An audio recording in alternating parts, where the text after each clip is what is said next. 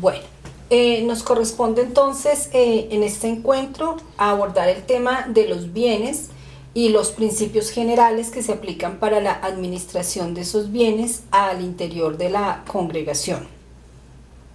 Es importante que tengamos en cuenta nosotros que las constituciones que hacen parte del derecho propio de la congregación establecen en su numeral 349 que el patrimonio de la congregación está en cabeza de la persona jurídica, pero por razón de la finalidad que le corresponde, está sometida en su administración a la Santa Sede, la cual por consiguiente es la encargada de autorizar todos los actos de administración extraordinaria cuando la cuantía de estos bienes que se administran rebasa las facultades de la superiora general.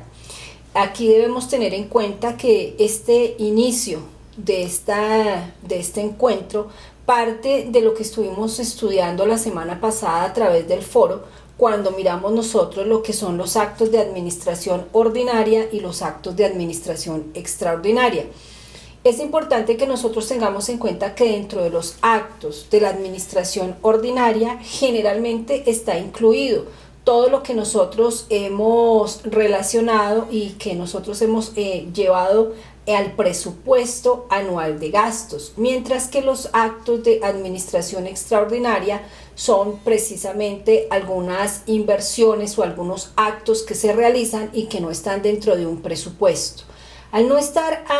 dentro de ese presupuesto, eso es lo que nos lleva a que necesariamente contemos bien con la autorización de la superiora general, pero cuando nos excedemos dentro de los límites que ha establecido la conferencia episcopal para el manejo de dineros, es cuando nosotros tenemos que acudir como tal a la Santa Sede para que nos den esos permisos y podamos hacer las inversiones, las compras o las ventas,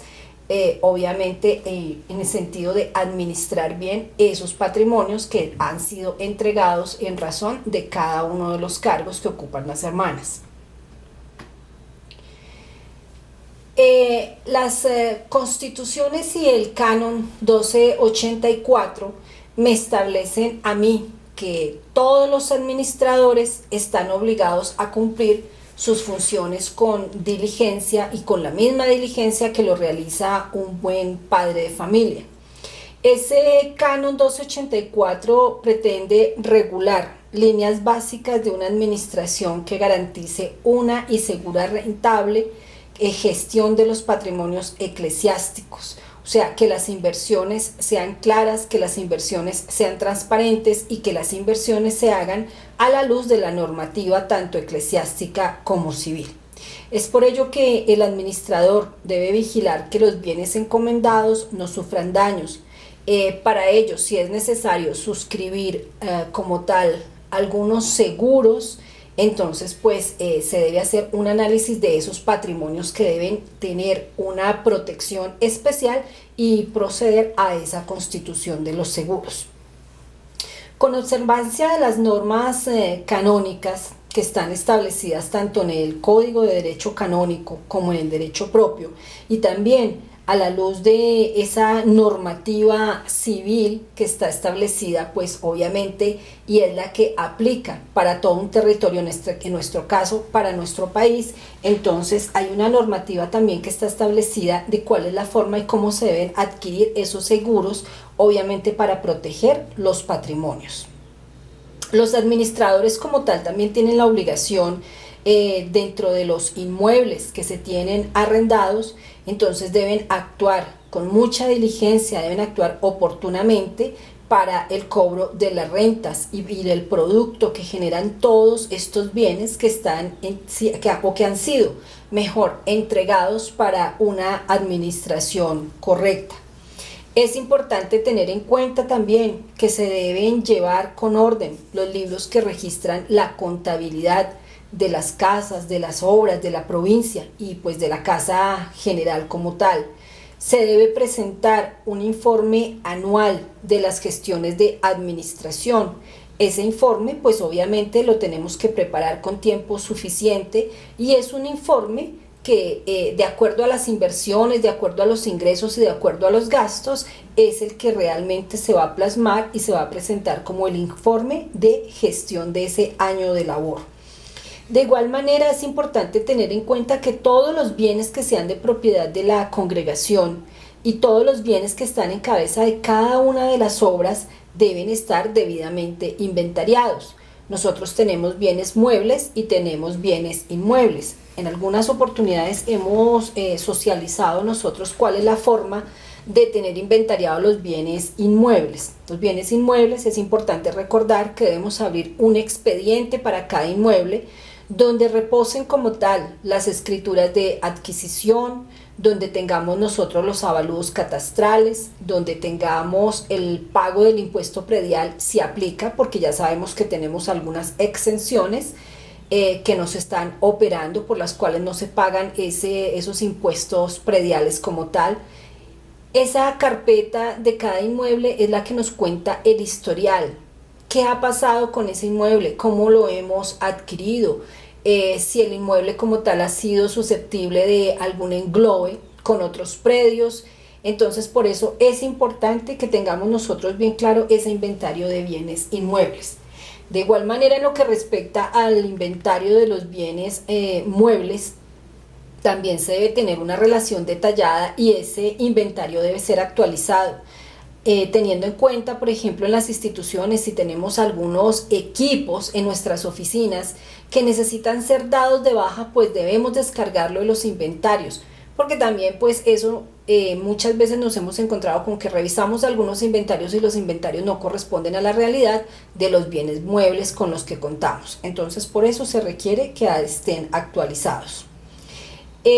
Como tal, el administrador debe realizar un presupuesto anual de ingresos y de egresos. Entonces, por eso debe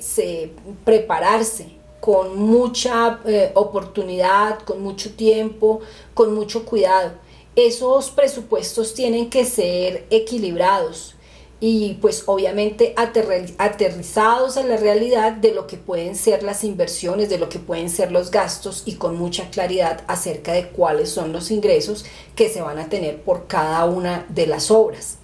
De igual manera, esos presupuestos deben contar con la aprobación de la superiora general y esos presupuestos deben ser ejecutados, obviamente que a la luz, y deben ser ejecutados de la forma en que queda plasmado ese presupuesto que nosotros estamos presentando, porque no es lógico que presentemos un presupuesto y que al momento de la ejecución los gastos mensuales y los ingresos no correspondan a lo que nosotros como tal habíamos presupuestado. Entonces, por eso es tan importante que tengamos en cuenta ese aspecto. De igual manera, el directorio en su numeral 26 nos establece que las hermanas en el desempeño de sus cargos deben ejercitar obediencia activa, que deben ser diligentes y que esa obediencia como tal debe pues acatar toda la normativa civil y canónica en la administración de los bienes. Vea que es importante que tengamos en cuenta que no lo dice solamente el Código de Derecho Canónico, sino que al momento de dictarse las constituciones y el directorio para la congregación, se tuvo en cuenta esa normativa canónica que en todo momento debe ser respetada.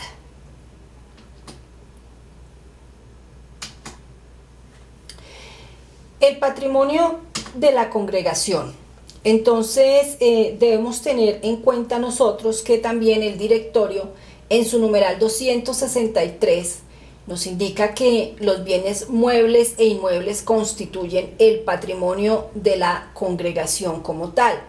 Pero no solamente nos quedamos ahí en esa parte de establecer como tal ese numeral 263, sino que también debemos tener en cuenta nosotros que el numeral 351 del directorio nos establece como tal y es llevado también a las constituciones. Nos dice que constituyen también derecho patrimonial de la congregación todas las rentas provenientes del trabajo de las hermanas, así como lo que éstas devenguen por concepto de pensiones o seguros.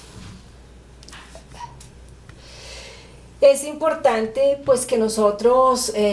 tengamos en cuenta que esas sumas de dinero o esos conceptos que llegan por concepto de las pensiones o por concepto de los seguros, son sumas de dinero que también obran dentro de los presupuestos, porque ya se tiene establecido precisamente cada año y se conoce con antelación cuáles hermanas están pensionadas y qué ingresos va a tener la congregación. Entonces, por eso es importante que se lleve un control y que se reciban esos dineros tal como obran dentro de los presupuestos en los ingresos, porque obviamente que se cuenta con ese dinero precisamente para realizar la ejecución del gasto. Entonces eso requiere de que se tengan también unos cuadros específicos, unas relaciones de lo que son esas pensiones, unas relaciones como tal de esos ingresos y de todos los egresos que como consecuencia de ellos se van generando.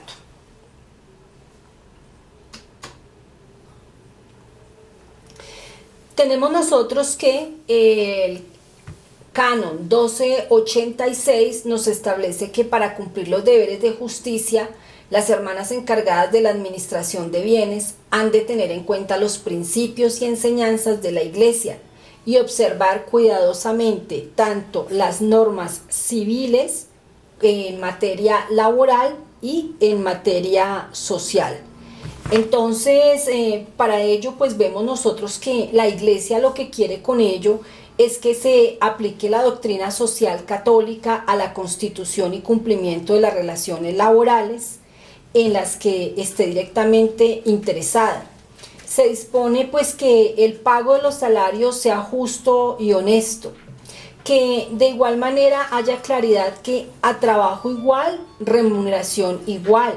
tal como lo establece la Constitución Política Nacional. Vea que de todas formas en todos los aspectos que nosotros tratamos de administración, nosotros también debemos tener en cuenta toda esa normativa civil y dentro de esa normativa civil todo lo que nos establece la Constitución Política Nacional, porque la Constitución Política es norma de normas, ley de leyes, tiene una supremacía por encima de cualquier otra normativa. Llámese la normativa civil laboral, la normativa civil en lo que tiene que ver con la parte de procedimiento, pero siempre nosotros para cualquier paso que vayamos a dar debemos tener en cuenta que hay unas normas que no pueden ser violadas. La igualdad laboral es importante y des en cuenta ustedes que muchas de las tutelas que a veces tenemos que contestar y que presentan en contra de la congregación obedecen precisamente a eso, a que las personas están haciendo reclamaciones, obviamente a la luz de la Constitución Política Nacional, que es la que establece todos esos derechos de igualdad para los trabajadores. El Canon 1289 me establece que los administradores no pueden abandonar por su propio arbitrio el cargo recibido, y si se provoca un daño a la Iglesia por ese abandono arbitrario, está obligado a restituir. Vean que es muy importante que tengamos en cuenta que sí hay una responsabilidad cuando nosotros administramos mal los patrimonios que han sido pues entregados para ello. Entonces por eso nosotros debemos obrar con mucha diligencia y con mucha prudencia al momento de la administración de todos esos patrimonios y de cumplir pues con esas obligaciones que nos han sido a nosotros asignadas dentro de la congregación